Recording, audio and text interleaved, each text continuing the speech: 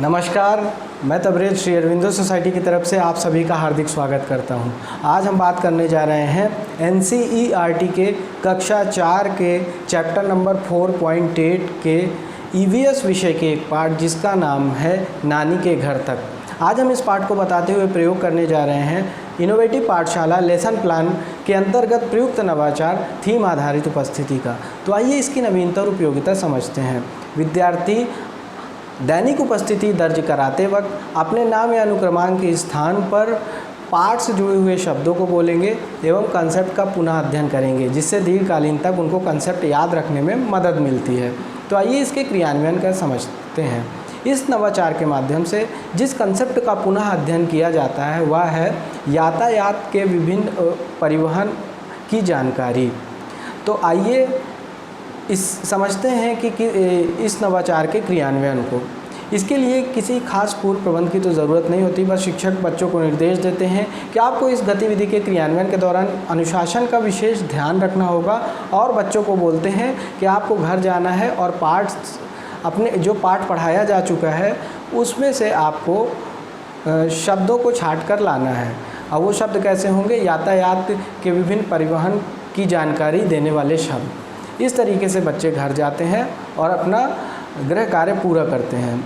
उसके बाद दूसरे दिन जब बच्चे आते हैं तो शिक्षक बच्चों का जब दैनिक उपस्थिति दर्ज करवा रहे होते हैं तो उनका अनुक्रमांक बोलते हैं, तो बच्चे अपने स्थान पर खड़े होते जाते हैं और यातायात के विभिन्न परिवहन की जानकारी देते जाते हैं। उदाहरण के तौर पर शिक्षक ने बोला अनुक्रमांक 1, तो अनुक्रमांक 1 वाला बच्चा अपने स्थान पर खड़ा हो जाएगा और यातायात के विभिन्न परिवहन की जानकारी देगा।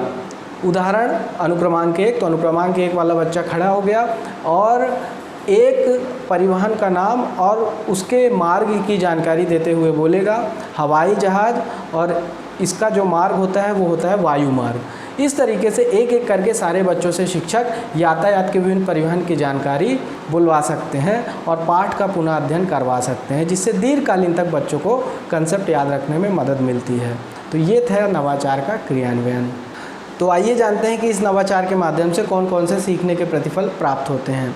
पहला, सुनी एवं पढ़ी रचनाओं घटनाओं की विषय वस्तु के बारे में बच्चे बातचीत करते हैं, तर्क देते हैं एवं निष्कर्ष निकालते हैं। दूसरा, बच्चे भाषा की बारीकियों को समझते हैं एवं अपनी खुद की भाषा निर्मित करते हैं। तीसरा, बच्चे अपरिचित शब्दों से परिचित होते हैं एवं उनको शब्दकोश से खोजते हैं। तो ये थे सीखने के प्रतिफल। आइए समझते हैं शिक्षकों के लिए इस गतिविधि की क्रियान्वयन के दौरान क्या क्या निर्देश दिए गए हैं।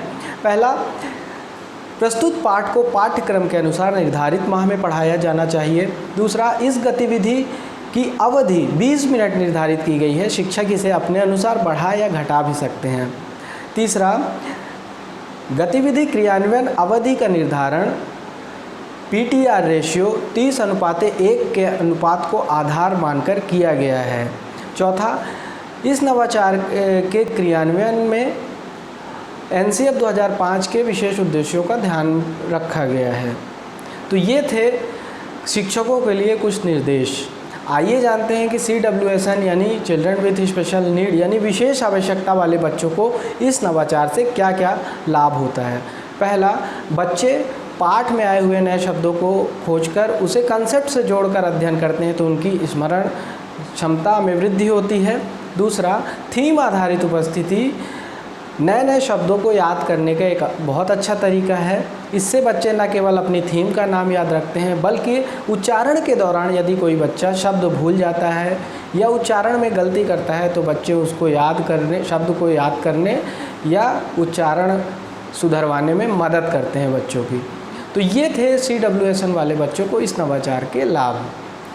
तो हम उम्मीद करते हैं कि आपको हमारा ये इनोवेटिव पाठशाला लेसन प्लान के अंतर्गत प्रयुक्त नवाचार थीम आधारित उपस्थिति बहुत अच्छा लगा होगा और आप इसको अपने विद्यालय में ज़रूर क्रियान्वित करवाएंगी, हम आशा करते हैं।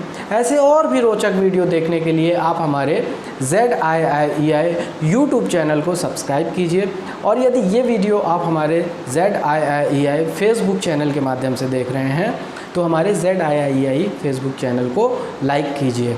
आपका वीडियो देखने के लिए बहुत बहुत धन्यवाद।